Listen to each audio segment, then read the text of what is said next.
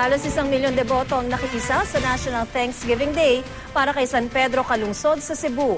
Ilang deboto pa ang nagkwento ng milagrong natanggap daw nila dahil sa kanilang pagdarasal sa ikalawang Pilipinong santo. Mula sa Cebu, saksi si Cara David.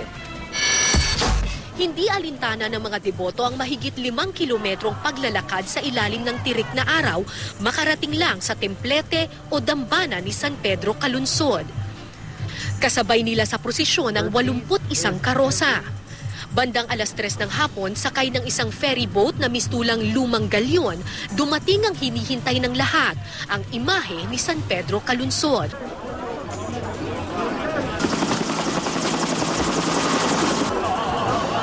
Nagpalakpakan, kumaway, napaluha ang marami sa pagdaan ng imahe ng santo. Sabay sigaw, Viva San Pedro Calungsod! San Pedro Calungsod! Pasado 5:00 ng hapon nang magsimula ang National Thanksgiving Mass sa pangunguna ni Cebu Archbishop Emeritus Ricardo Cardinal Vidal. Dinaluhan nito ng iba't ibang mga lider ng simbahan. Gayon din ang mga opisyal ng gobyerno kabilang si Pangulong Aquino. Halos 1 milyong deboto ang dumalo sa misa. Kabilang sa kanila si Joel Pabayson at ang anak niyang si Ryan. Kwento ni Joel, 9 na araw raw na nakomatose si Ryan matapos siyang maaksidente at mabiyak ang ulo. Halos mawalan na raw sila ng pag-asa, pero dahil sa pagdarasal nila kay San Pedro Calungsod, himalang nagising ang bata at nanumbalik ang kanyang lakas. 9 days itong nag-clinically did sa Asia, sa hospital. Tapos pinapromise ko kay Calungsod pag nabubuhay. Talagang dalhin ko siya dito. Papasalamat talaga ako sa kanya kasi miracle baby ito sa akin eh. Kasi binigyan na ako ng pagkakataon, ng pangalawang pagkakataon na makasama ko pa anak ko. Pedro Calungsod. Salamat. Salamat po. In the name of the Father, the Son, and the Holy Spirit.